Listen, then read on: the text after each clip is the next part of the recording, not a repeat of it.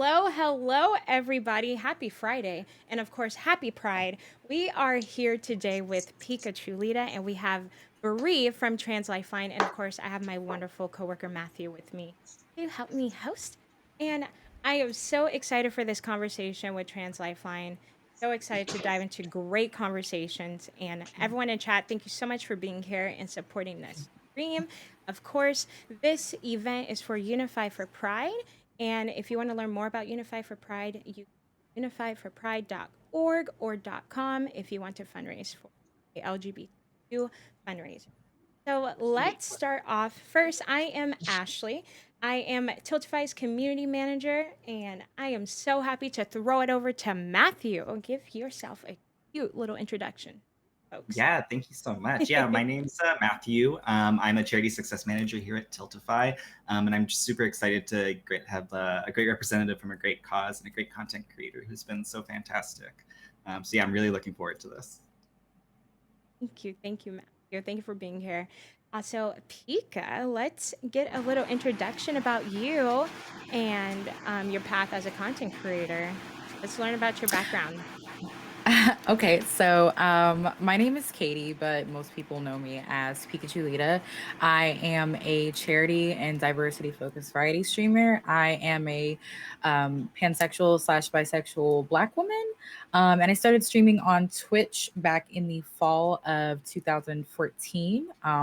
I was recently partnered, actually last year, in the summertime of last year. I'm also a Logitech partner, and I'm very big. Pretty much, just my biggest thing existing on Twitch is to create my own space for Black folks, for brown folks, for LGBTQI plus folks, and I'm huge on cultivating my community and just creating spaces where people can have fun while also being safe, and talking about anything from gaming to, current events in the world, food, anime, movies, sex, pretty much anything you can think of. I like to sort of give myself to my community, and we're a community of about getting close to 15,000 strong now, but we are such a close-knit family, and we're always looking for ways to help each other out. Aw, I love that. It's been awesome seeing your journey so far as a content creator. You're doing amazing things. Let you Thank know. you, my love. So Thank happy to you. have you. And last but not least, Bri. Hello, dear. Please introduce yourself and tell us a little bit about your role at Trans LifeLine. Hi everyone, so my name's Bri Barnett. I use they and she pronouns interchangeably, and I am the Director of Advancement at Trans LifeLine, which is a title that not a lot of people are familiar with. So it means that I oversee our fundraising work and our communications work. So I help bring in the money that powers our hotline and microgrants program, of which y'all, the Twitch community, is a huge part. Last year, responsible for around 15% of our budget, and it's looking like that might even go up this year. So really instrumental to our recent growth and expansion. I also oversee our communications and advocacy efforts, of which, I think content creators like Pika, like Katie, are just huge in helping get the word out to communities that we are here for people, about our hotline, about our microgrants program. Also, along with communications, we do some advocacy work through providing care to people. We actually know how the community is doing. Our hotline is kind of like a way to have our finger on the pulse of the trans community. And so it's really important to communicate. For example, during COVID, we saw 40% more calls about people who are actively considering ending their life. We see huge Wow. spikes in calls whenever transphobic legislation passes, and we're able to say, it's not just hypothetically bad for the community. We can actually see in real time this hate impacting the mental health and the well-being of trans people overall. We're also very excited to be launching a campaign coming up to hopefully end non-consensual hospitalization. So we're unique in that we never call the police on our callers, and we find that that allows us to have better conversations. And so part of my job is to oversee the beginning of an advocacy campaign to really share what we've learned about divesting from police with the wider community. That is absolutely incredible. Amazing work Trans LifeLine is doing. Could you go more into the principles of Trans LifeLine and what you stand for? Absolutely. So we have so many founding principles. I'll just name a few of the core one. The first, as I've already mentioned, is our divestment from police. All of our services are actively looking to get police out of mental health care and mental health provision on the hotline. That looks like our promise to never call the police on our callers. For our microgrants programs, it means we give 3 types of microgrants. We give HRT microgrants, we give name change microgrants, and then the third is we give commissary microgrants. So we give grants to trans people who are imprisoned or detained as a way to express our solidarity with trans people who are really experiencing a lot of state violence, often in misgendered facilities, because we believe as long as there is a prison system, we need to be showing up for our family on the inside. Another core founding principle of our organization is peer support. So that means that all of our operators are trans. It also means our leadership is trans. We trust our community to be able to provide for each other. Some ways this shows up is when people call in, we aren't going to be doing a risk assessment. We aren't going to be asking you questions. We're here to talk about whatever you want to talk about. If you're in crisis, we're here to talk about that. But also if you've just been facing discrimination, if you're questioning your gender, if there's anything you want to talk about, peer support means we're here for you. We're more than just a crisis hotline, although we are also that. Finally, I'd say I want to shout out our principle of financial redistribution. So that's kind of the founding principle of our microgrants program. And it's really saying, you know what? Mental health is about material conditions. Some problems you can't solve just by talking. And we need to be intentionally redistributing resources to communities who have not had them. Specifically, we should be paying reparations to Black and Indigenous people and also other people of color. And that's why through our microgrants program, with all of our grants, 75% of them are set aside for BIPOC people because that we want to intentionally prioritize financial redistribution, not just to trans people. And I think it's important to say many trans people, including white trans people, are under-resourced. Almost a third of us live in poverty. But even within the community, there's big disparities connected to the historical really extraction of wealth from BIPOC communities. And so we're intentional about giving that back. Love all of it. Absolutely. I just want to say, I feel like every time I hear folks from Trans LifeLine like just speak and just talk about everything, I don't know. It makes me feel so good. I'm like, wow, this is amazing. This is such a wonderful thing that they're doing. And that's why I keep wanting to fundraise for them, because they're just amazing. That's a great... Oh, sorry, go ahead, Bri. I was just gonna throw some love back and be like, we love it so much because there's like a lot of radical peer support and community being created on Twitch, and a lot of amazing advocacy and political education on Twitch. So, it's just a love fest because we feel the same way when we have aligned streamers like you streaming for us.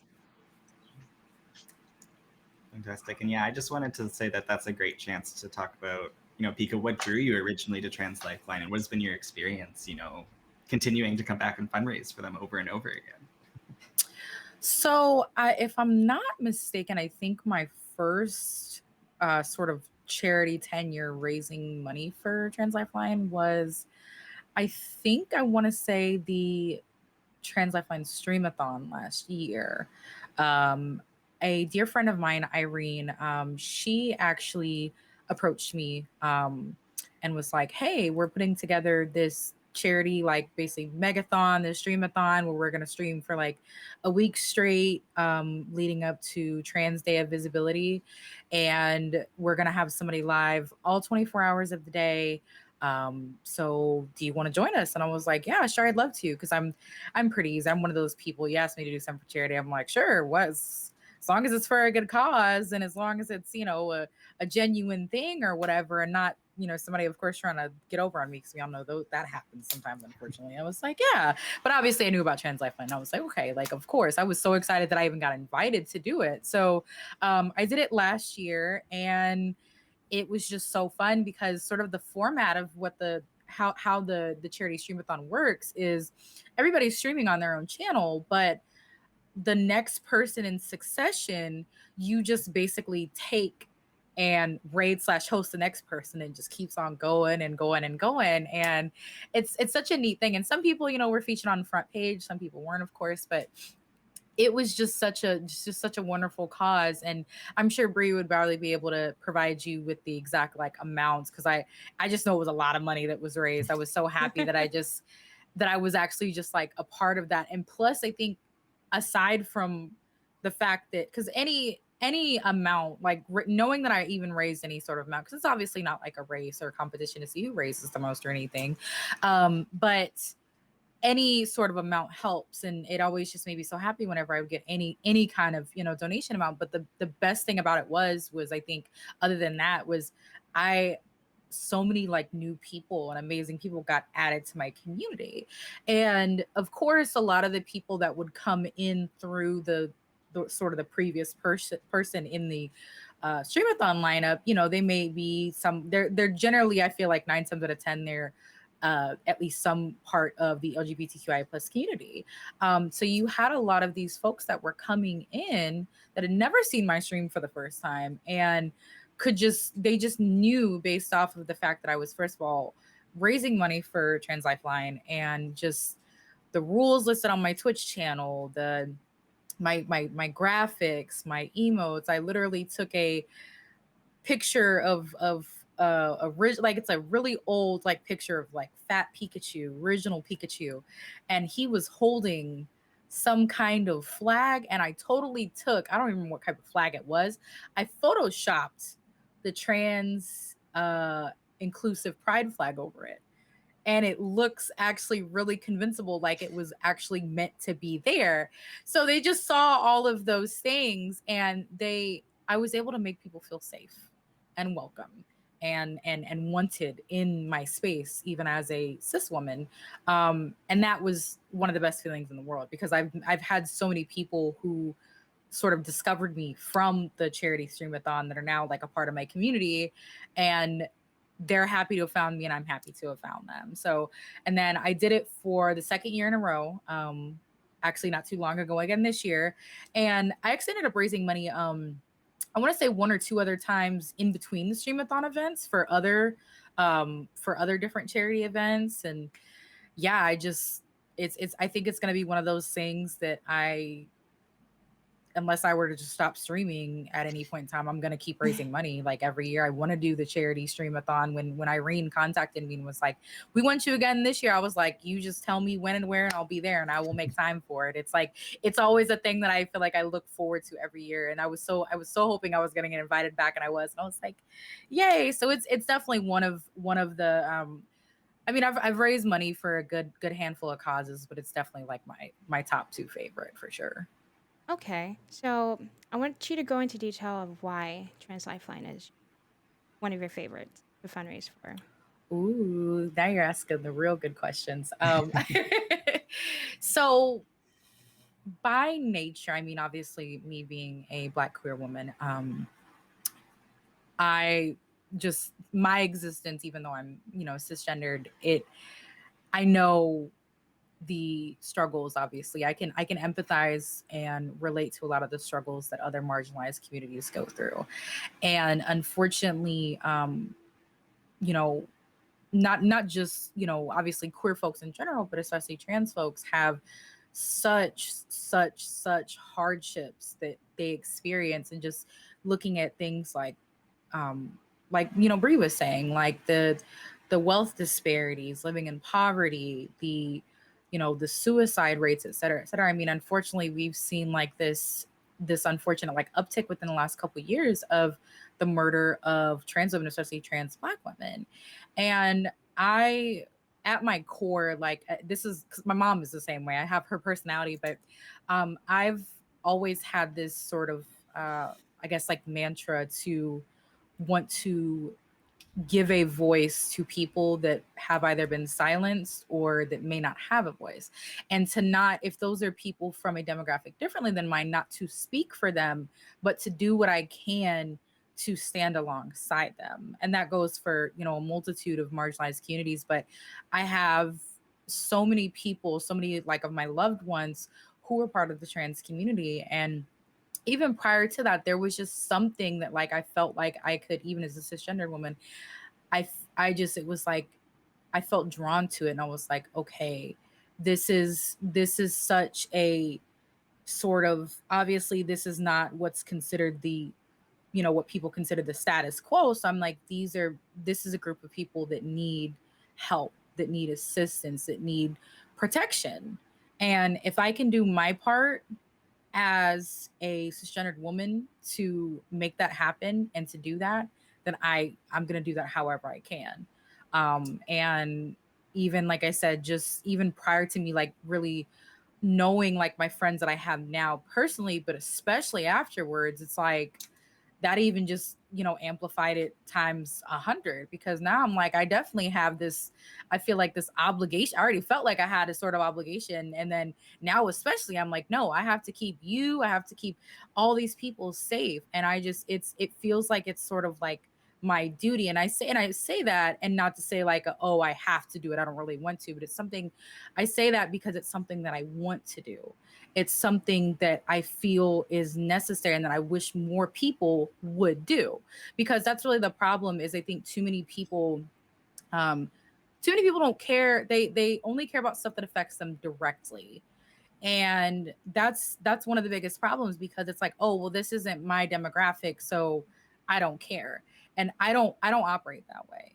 I don't operate that way at all. And when I see that there was this other, demographic that clearly was, experiencing all this just everything. I mean, the discrimination, misgendering, dead naming, lack of resources, et cetera, et cetera. And obviously, like I said, I can empathize with that as just, me being a Black woman and things like that. And obviously I'm cis, so trans people have their own, own hurdles that I have privilege over them. And so I will never get to, have that. There's just some things I can't relate to, you know what I'm saying? And that in itself is a privilege in terms of my gender identity. So I feel like when you do have privilege as compared to another demographic, you need to do your part to recognize that privilege, to check it, and to sort of pay it forward and do what you can do to help the people that do not have the same privileges as you.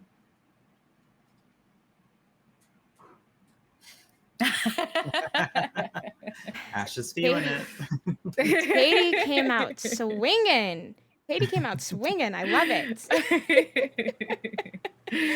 And that's why we have you here today, because we love everything you say, everything you do, and you have so much knowledge. And thank you so much for sharing all that. And thank you. I just, everything you said, I'm like, just listening to her. So intelligent. I love this. Oh, stop it. Thank you. Thank you. Seriously, thank you. I do want to also say real quick, I totally forgot. I totally wish I could show you guys, but unfortunately we'd probably be breaking TOS. But I actually recently, I have a little, like it's not a story, but so it's kind of like a fun fact. So, I when I find a cause and I'm passionate about something, I latch onto it. Like I hyper fixate on it. And like I said, my mom's the same way. It's just we have the same personality. And I had a tattoo that I never got finished. I got it done. I started it years and years ago, but I just had been meaning to go get it done. But it was a quote, and it's the quote that says, "Give me liberty, or give me death." But I always figured out, like, I got to couple something with that. It can't just be like the quote. I got to have something with it. So I actually recently got it finished last year, and I added the Black womanist symbol, which is the feminine symbol with the Black power fist in the center. But I also got the male symbol and basically got the trans inclusive feminism symbol tattooed directly beneath it. So I'm in it. I'm in there. When are you gonna finish that? Do we need to make that a it's charity done. intent? Oh, it is done. Oh, okay. I thought you said. I got it done okay. last year. Oh, Yeah. Good, It is good. done. I got the rest of the quote because I only got half the quote, so I got the other half of the quote. And boy, getting all that done in the area that I got it was very painful. But I got the rest of the quote, and then I got the symbol underneath it. So it's got the trans inclusive Black womanist symbol, and I'm like, this is who I am. This is what we're fighting for. Yeah. And you do it's that serious daily. enough to get a tattoo of it. Yep. So it's a serious thing. It's serious. And Bri, let's switch on over to you, my dear. I wanted you to go more in detail about how funds do directly support Trans LifeLine. Yeah. I'm sorry, just want to make sure how funds directly support us. Yeah. Yeah. I mean, so we are a grassroots organization. The majority of our funding comes from small individual gifts. Gifts under $1,000 is more than 50% of our total funding. And so what does that mean? It means we're able to take bolder stances than other organizations. There aren't ties to that. It means that we're really invested in the support of our community. I think there's more accountability there. The fact that we have over 30,000 unique donors every year is a source of power. It's a source of movement building that I think we could do better on working to build up. Doing more political education, but that's something we're working on. In terms of directly powering our resources, the average cost of connecting someone to the line is about $40. The average cost of the fees associated with a legal name and gender change are $600, which can be so prohibitive for people. We also have HRT. We are currently giving people a free year of hormone replacement therapy through a partnership with folks. Average cost of a year of that's close to $1,500, costs that can be really prohibitive for people who don't have access to resources. So really, it's one of those things where small donations really pile up. Another part of our work that I don't think I've talked about yet that donations also go to support is this year we launched a website for marginalized streamers to find each other and viewers. It's peer-to-peer.live. And you can find amazing people there based off of identity-based tags. I understand Twitch has now rolled out their own identity-based tagging system. But we don't have a limit on how many tags people can choose. We don't ask them to pick and choose which parts of their identity are more important to them. And so we're just investing in peer support. And I view giving as part of peer support too. I am overwhelmed. I am so privileged in my job because I get to see how many people want to show up and support trans people giving the care that everyone deserves, support trans people being able to afford to live in this society. And I think these days, especially, it's easy to be overwhelmed. You see people passing really harmful legislation, really trying to politicize and insert themselves into personal and family decisions about the well-being, especially of trans youth, their ability to participate in community events like sport. Um, and and so it can be easy to feel like society is against trans people because, like, I'll be honest, that's just the reality, is like society kind of structurally currently is against trans people. But also beneath that, there are so many people that really care about the well-being of the trans community, and I get to see that. And I think our organization and our funding model is a testament to how many people really want to show up for trans people. Thank you so much for that. We're just stressing that every single dollar counts. Of course, I say that all the time, but it literally is the truth. Every single dollar makes a difference. And especially with all the programs and things that Trans Lifeline are doing, every dollar counts for sure. So if you do choose to fundraise for a Trans Lifeline, you can go through the Tiltify page and set up your fundraiser and support this amazing cause. Thank you so much for all that information, Bri. Really appreciate it. And peer to peer, Yeah. I want to talk about that a little bit more. I actually personally did not know Trans Lifeline created that platform. I did not know that. So I wanted to talk about more about, do you have any plans and features to add to that site to help with these communities that Those you are can great talk about? questions.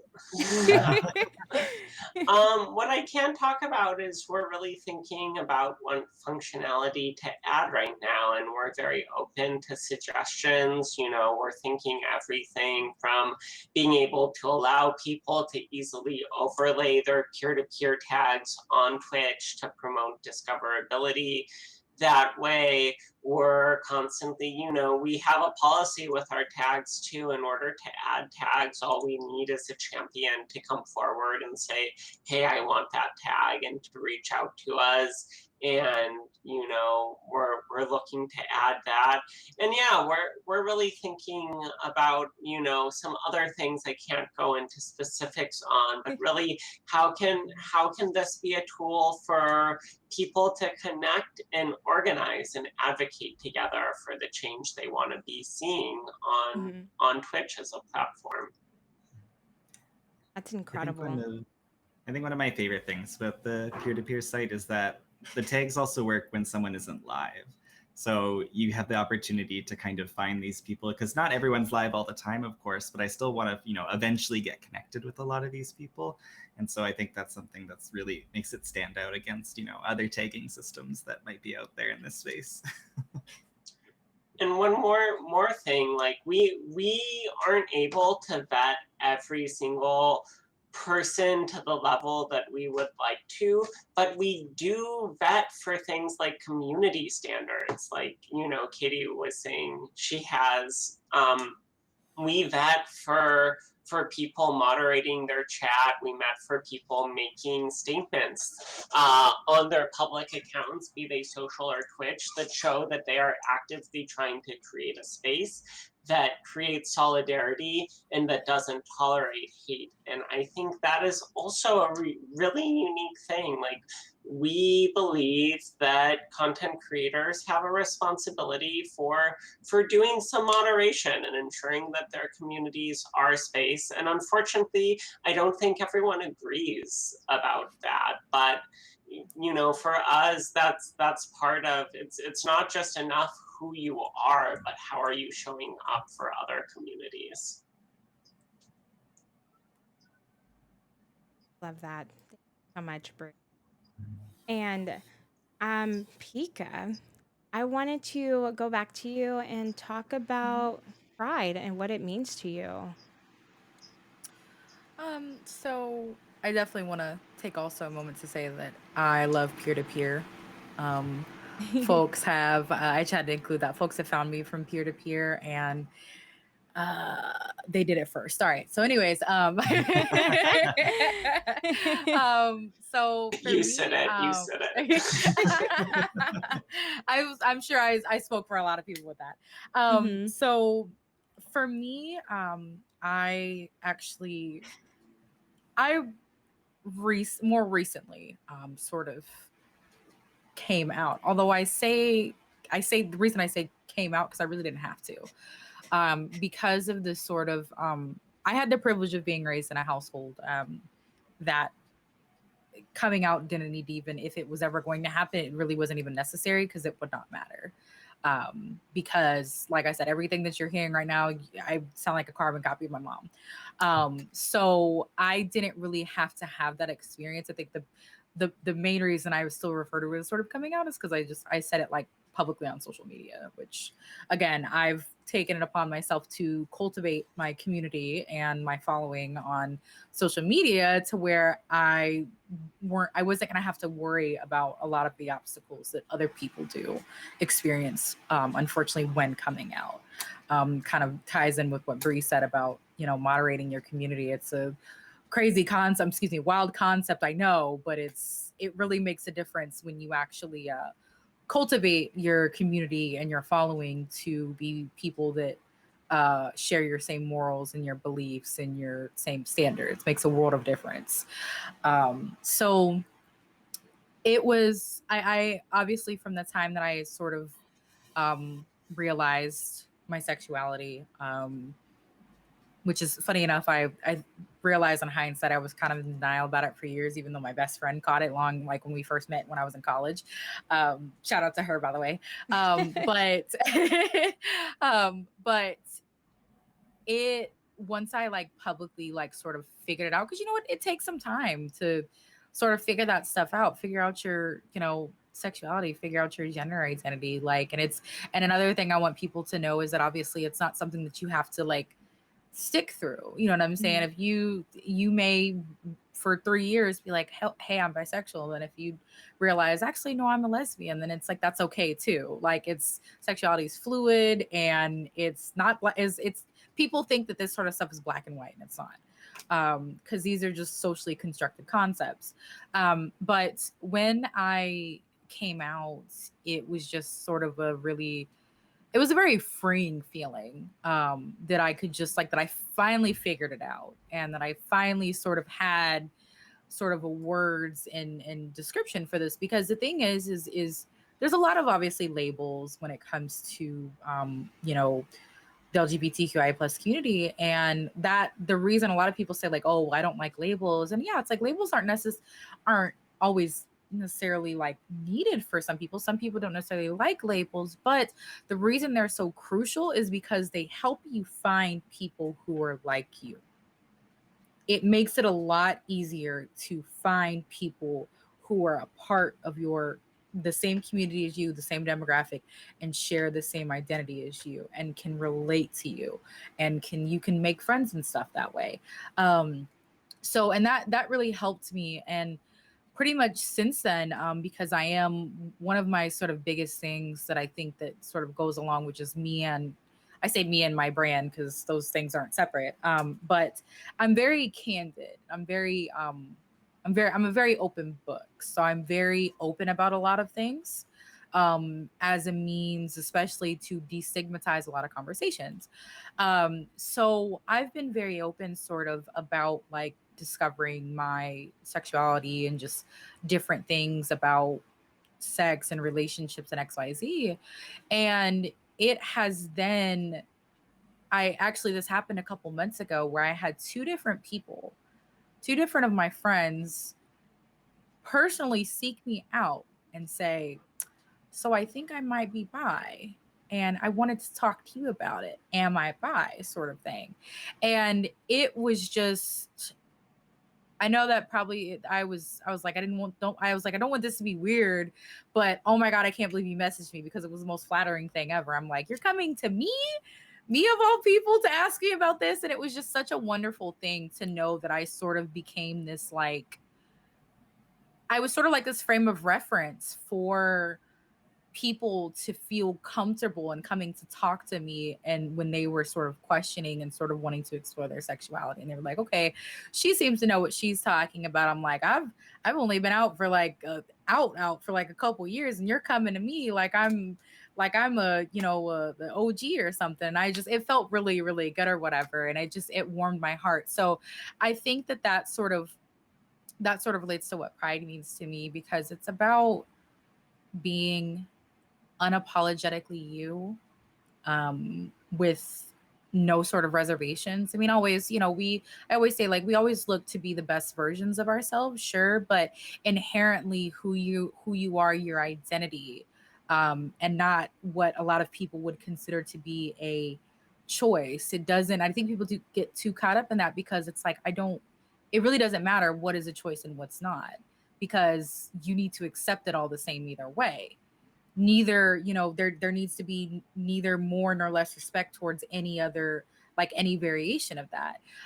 So I think it's about being, like I said, being yourself unapologetically with no reservations, not having to water yourself down or make any part of yourself smaller, to make other people comfortable, or have to make yourself smaller in order to feel safe and wanted in any of the spaces that you might frequent or that you might want to be involved in, whether it's gaming spaces, especially in this case, sort of gaming and content creation spaces. But this goes for any space, because you know, how this sort of stuff relates to the content creation sort of Twitch community. It's a reflection of society, because we all know how trans people are perceived in just society in general. And I think also, to finally, like, wrap it up, I also think pride is about taking, you know, like, for example, myself, in my experience, having been out for a couple of years, to help the next generation, or help the next person who may be exploring the same things that you did, or maybe thinking that they might fall under the same category or label as you, or, once again, relating it back to the whole privilege thing, using your privilege to help the other people who falls under the spectrum with you. Because I do tell everybody, you know, I am a cisgendered bi / pansexual woman, and I am a femme, and I'm what's considered conventionally attractive.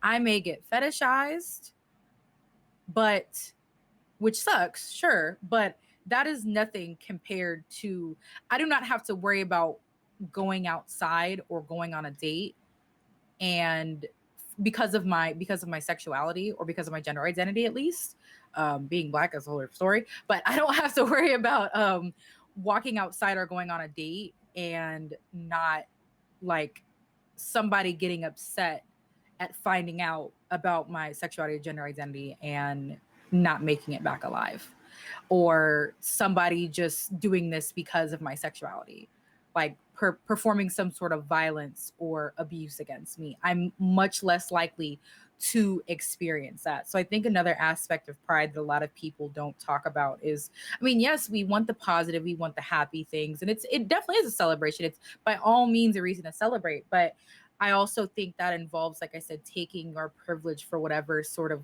part of the spectrum you are on, and using that to help the other people within the spectrum. Thank you so much. I really do appreciate that. And happy Pride to you. Thank you. Thank you, my love. Thank you. And I just wanted to maybe dabble into how you can tell allies how to better support the LGBTIA plus community. How can they focus on uplifting outside of Pride? Well, for one, I think they can stop making it about themselves. That's because it's not about them. It's also, I'm very much a firm believer in the concept of, like, hit dogs holler sort of thing, because we have, like, and again, it's easier for me to have an understanding of this just due to the fact that I'm the intersectionality of all of my identities as a marginalized person. But, like, for example, like, trans people making jokes about cisgendered people is not the same as cisgendered people making jokes about trans people. It's literally not the same. Just like calling a white person a certain term that a lot of people don't like, I'm not going to say it on here because I'm not on my channel, but is not the same as calling an actual ethnic minority slur. It's just not the same. So it's it's one of those things where a lot of people will sit there and for some reason take it as some sort of attack on what is literally what's considered the status quo and the quote unquote norm, which is what cisgendered means, even though there's this idea amongst some circles that it's some sort of insult when it's literally a definition. It is an actual term in the dictionary, cisgendered. It's not something that just was created. And to check your ego. And once again, it's not about you. It's not about what makes you comfortable, because this is a group of people whose whole existence is not comfortable for them 9 times out of 10. So whereas in terms of you being cisgender, it's comfortable for you, so you have to check your ego and check your privilege to say that this is not about me. And you need to, like I said, pay it forward to see that sort of change. It doesn't have to make sense to you. I don't even think at this point, it's like, I tell everybody, it's like, it doesn't have to make sense. It doesn't need to make sense, but it's because it's the right thing to do. You see this is a group of people who literally needs our help, then you need to do what needs to be done. Do not speak for them. Do not talk over them. You can uplift and center their voices, but do not speak for them. Do not talk over them. It's a matter of like knowing your place. And it's one of those things that I think it sounds like a lot, but gee, I don't know. It's been pretty easy for me. So I'm just like, I don't know. It's not rocket science. It's pretty self-explanatory. And that's of course not directed at you for asking that, but there's a lot of people who think it's like navigating a minefield. And it's like, it's really not, because I haven't had any issues at all personally. So. Bri, did you want to touch on that topic as well?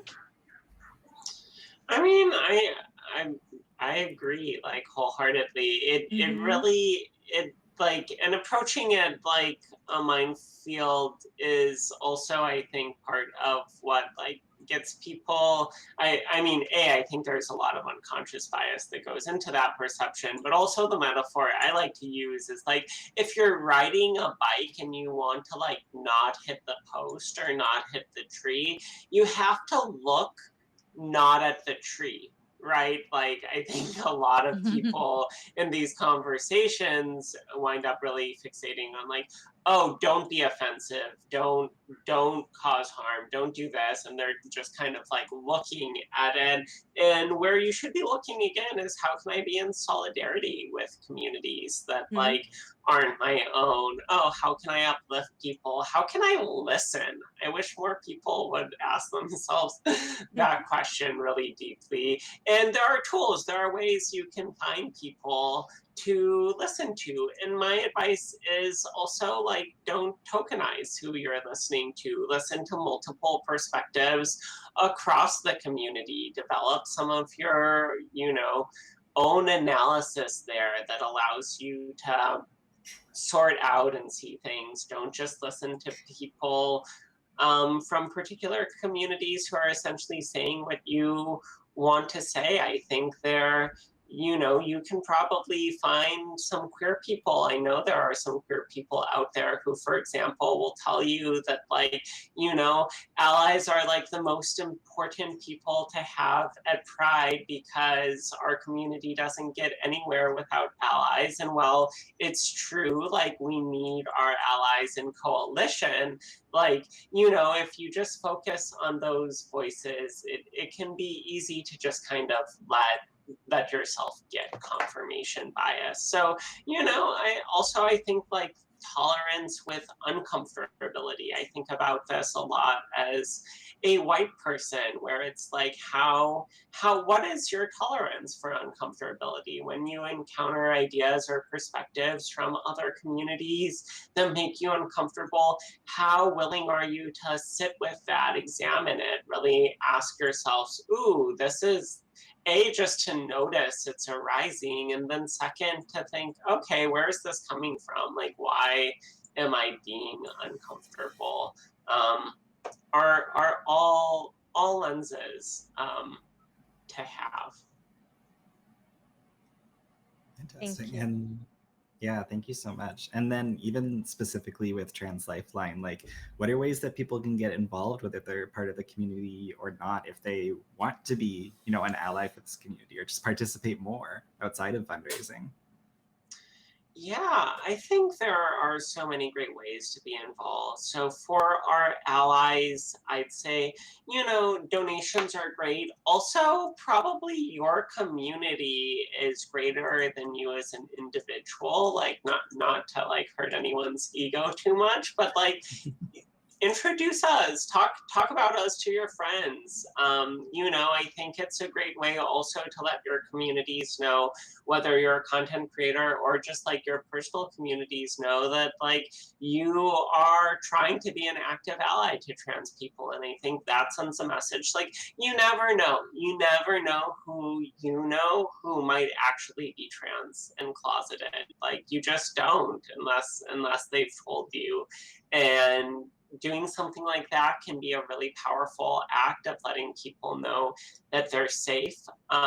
We also have a family and friends callback service, is one of our lesser known programs. So when cis people call into our line, if they have a trans loved one, they can say, hey, I have a trans loved one, like I want to know how to better support them.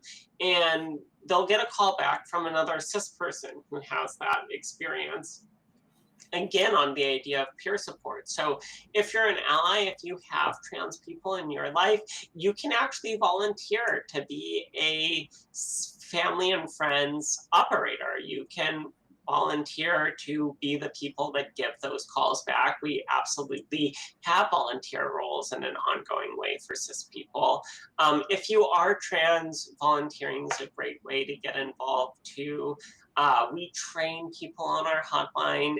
I'm not going to lie, it's a serious commitment. It's, 40 hours of self-directed training and lots of like coaching before you can answer a call, because we want to make sure our callers are getting good quality care.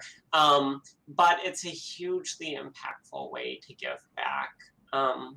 Yeah, so I think those are really the ways, like, outside of donations, be a volunteer, and then like be an advocate, speak about us as an organization, speak about trans issues, and do it when trans people aren't in the room, or at least you don't know that there are trans people in the room. Fact. I That's love that. fantastic. Mhm.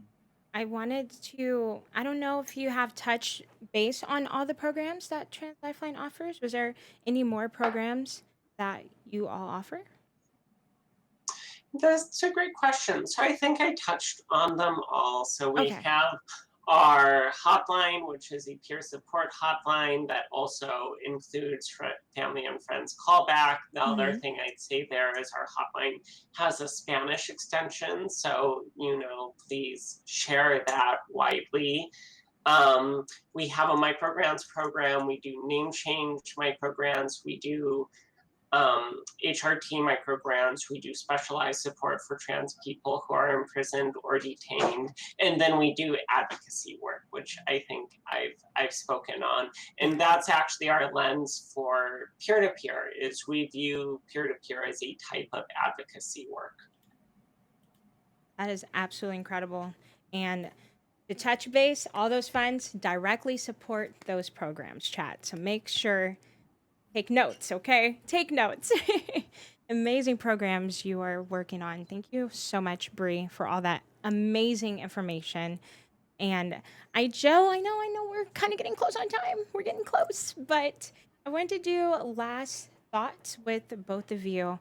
And we can also talk about a little bit, Bri, of what else Trans LifeLine has planned for the Unify for Pride event.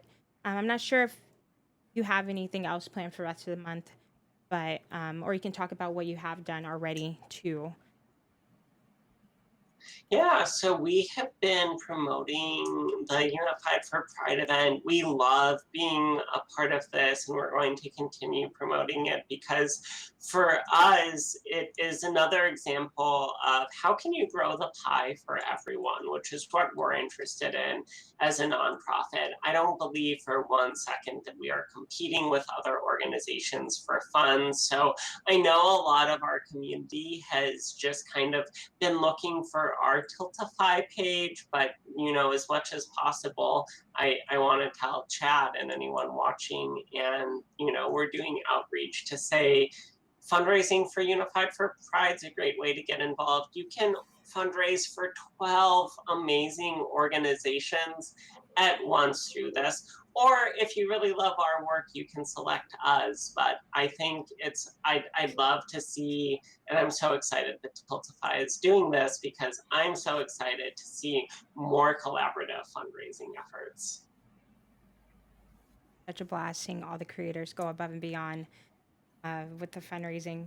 Even personally, it's been one of my favorite months of fundraising myself on my channel. So it's been Absolutely. great, and I hope all the other creators are enjoying as much as we all are. And Pika, I just wanted you to have, mention any last thoughts you have for our community. Involve you, Fight for Pride, anything of that sort. Last thoughts.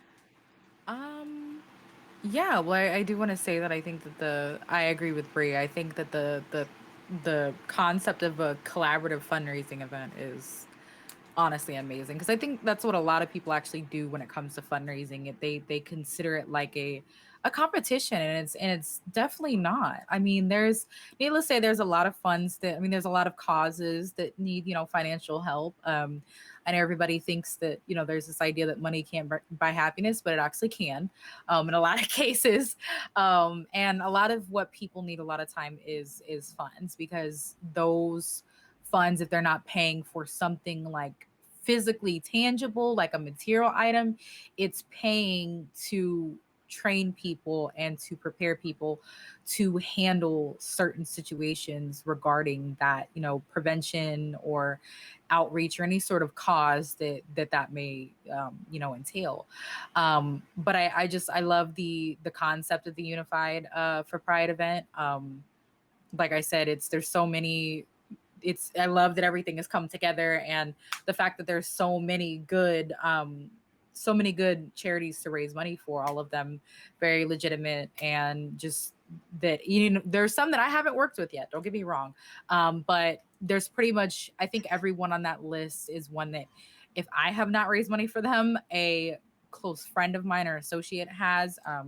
So they're all genuine, they're all legitimate, and I'm just happy to see people really show up. Like I want to touch on kind of what Bri said about like when it's taking sort of not front loading all of the work onto yourself and then allowing your community to do things as well, because man, your communities show up and show out when it comes to these charity events. Seriously, they blow me out of the water every single time. Even when you think it's like a cause that you may not necessarily, that may not be like so receptive to your, very well accepted by your community, they always like just beat my expectations every single time. And I think that goes for pretty much every content creator, especially those of us that are like charity focused. But I'm just so happy that people have been doing this very collective and collaborative effort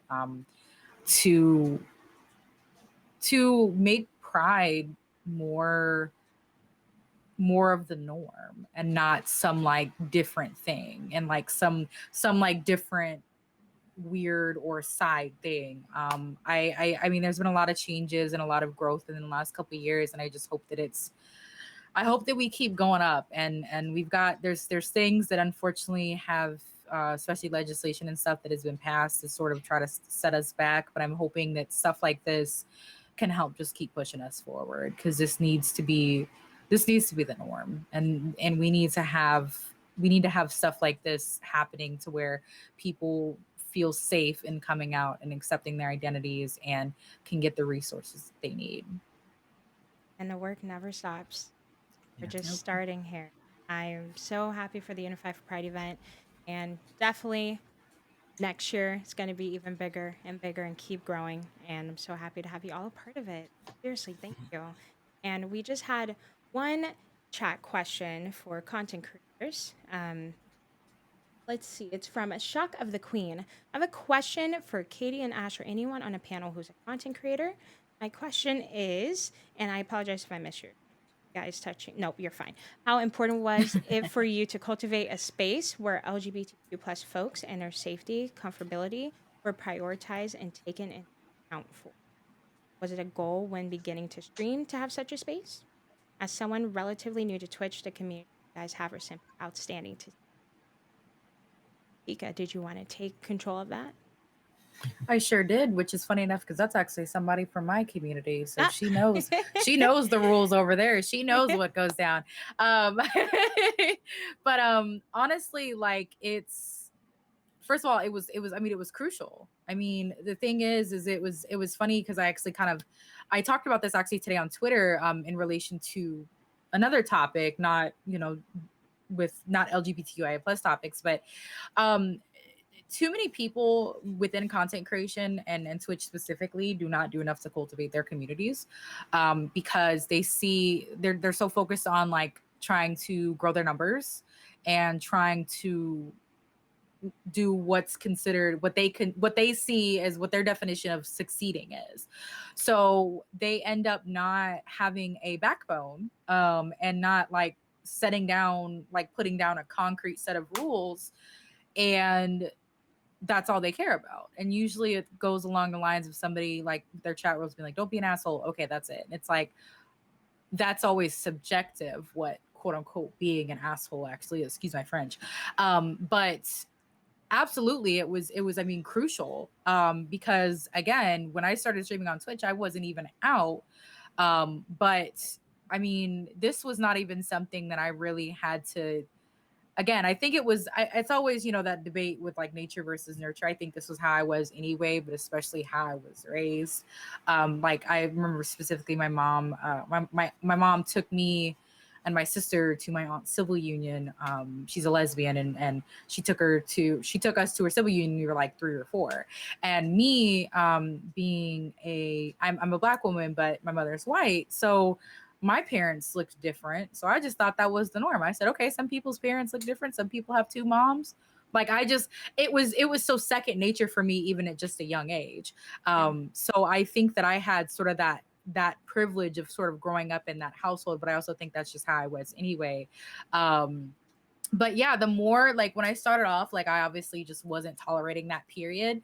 But as I started to grow my platform and stuff, like, and learn Twitch and sort of how it operated, and sort of the normal sort of happenings that sort of occur on the platform, I took it upon myself pretty early to, like, yeah, no, we're gonna lay out this groundwork, this sort of framework to make it clear that people that do XYZ or don't do XYZ rather are not going to be welcome in this space. I am very keen on vetting people in my community, and not just in my Twitch streams. I mean, even if it translates over to their social media. And it's so crucial, because like I said, is a reflection of you. If you are a streamer who lets your chat and your community just go unchecked, and you let them, be homophobic or transphobic or whatever else, or anything like that, it's a reflection of you, because it's what you are allowing. And especially it's even further now because I'm a part of the, community as well. But even prior to that, I mean, it's super crucial. And it's, I wish there's a lot of people who don't do quite enough for me. And I wish that they honestly would do more, because there's too much little stuff. Even if it doesn't have to, the problem is people don't understand that queer or trans violence does not have to be going and physically taking somebody's life. there's words that literally directly correlate to actual physical violence. There's Yes. words and stereotypes and statements and little quote unquote jokes. All of that stuff directly feeds into that. And people need to start realizing that how what they deem as being harmless actually carries a lot more weight than what they realize. So much for all of that, Pika. I appreciate it. And Shock, I hope that answered your question, dear. Well, we are all done with this wonderful chat. I just want to give another thank you to Bri from Lifeline and Pika. You're doing amazing things to both of you. So thank you for taking time chatting with me and Matthew. And chat, I hope you enjoyed this wonderful Friday chat and have a wonderful weekend. It is Friday. I'm so excited. So excited. Well, thank you for having us on. Again, I'm so flattered that I was invited to partake. And once I found out I could tag team with Bri and Trans LifeLine, I was super excited. I was like, it's a no-brainer. I'm going with Trans LifeLine. These are my people. Let's do this. We're honored to have you both here. So again, thank you. Chat, do we have any last question from anybody before we head out and enjoy our weekend? And stay cool, please, because it's hot. Hot. Yes. It's hot right now. I'm like, I'm on air. Oh yeah, definitely. I kind of felt bad this whole time because I'm like, hopefully they can't hear my fan on level 3 over here that's blowing on me. So you're fired. You sounded perfect. I think we are all set with questions. Yeah. Okay. Well, thank you so much for having us. Of course. Thank you so much. And we'll work again together. I'm sure Absolutely. of it. Oh, I would love this. I could sit here and keep talking to you and talking to y'all about this stuff for hours. Me too. I wish we had more time for sure, but yeah. I still enjoyed the time that we had. Yeah, me too. Thank you, everyone. Not a question, but thank you. Been going through a hard time with stuff lately, and watching you guys really helped. My little heart. Oh. I'm emotional, chat. You can't do this. I'm a Libra. Awesome. We are all set, loves. We are going to sign off. Thank you, everyone, again. Bye. Bye, guys. Bye. Thank you.